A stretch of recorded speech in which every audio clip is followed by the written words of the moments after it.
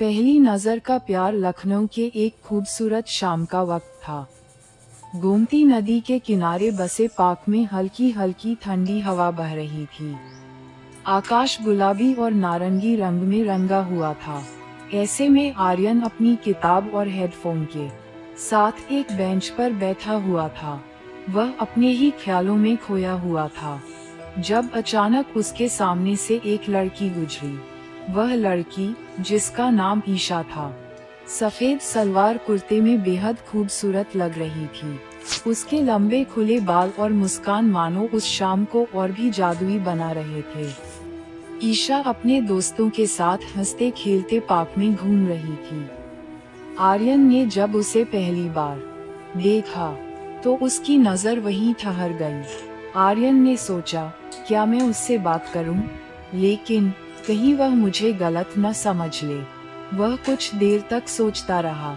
तभी एक छोटी सी घटना ने दोनों को करीब ला दिया। ईशा का दुपट्टा गलती से बेंच के पास पड़े एक कटीले झाड़ी में फंस गया।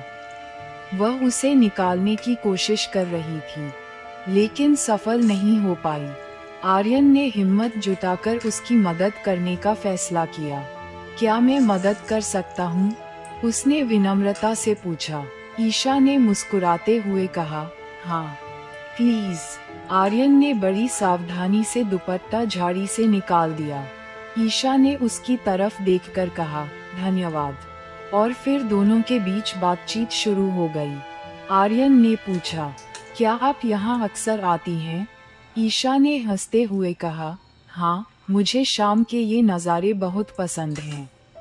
आप? मैं भी। लेकिन आज की शाम शायद सबसे खास बन गई है, आर्यन ने ईशा की ओर देखते हुए कहा। उस दिन से दोनों की मुलाकातें बढ़ने लगीं। वे साथ में पार्क में समय बिताते, किताबों पर चर्चा करते और लखनऊ की गलियों में घूमते। धीरे धीरे दोस्ती प्यार में बदल गई।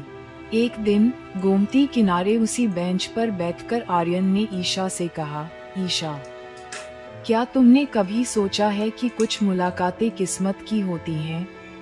ईशा मुस्कुराए और बोली, शायद हमारी मुलाकात भी ऐसी ही थी। आर्यन ने अपनी जेब से एक छोटी सी अंगूठी निकाली और कहा, क्या तुम मेरे जीवन का हिस्सा बनोगी? ईशा की आंखें खुशी से चमक उठीं। उसने आर्यन का हाथ थाम लिया और कहा, हाँ। और इस तरह एक खूबसूरत कहानी का आगाज हुआ, जो प्यार, विश्वास और दोस्ती से भरी थी।